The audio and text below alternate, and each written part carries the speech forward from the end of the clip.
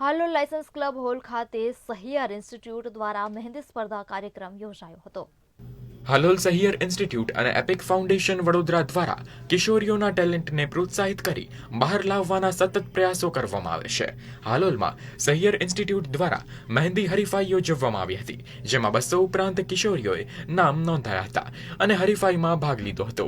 કાર્યક્રમમાં એપિક ફાઉન્ડેશનના મિલન વાઘેલા, મહેંદી જજ ઇકરા અંસારી, શબનમ અંસારી, 181 મહિલા અભિયમ ટીમ, ફિરોજ મલિક, શેખ રશીદ, સરતાજ ટાંકાવાલા, યાસ્મીન શેખ અને પત્રકાર મકસદ મલિકે હાજરી આપી કિશોરીઓને પ્રોત્સાહિત કરી હતી. કાર્યક્રમમાં પ્રથમ નંબર જેનબ રિયાઝ અહેમદ શેખ, બીજા નંબરે અરમા સિરાજ પતરાવાલા અને ત્રીજા નંબરે યાસ્મીન એન્ડ પઠાણ આવ્યા હતા, જેઓને ટ્રોફી અને સર્ટિફિકેટ આપવામાં આવ્યા હતા અને બાકીની તમામને પણ આશ્વાસન રૂપે ટ્રોફી અને સર્ટિફિકેટ મહેમાનો દ્વારા આપવામાં આવ્યું હતું.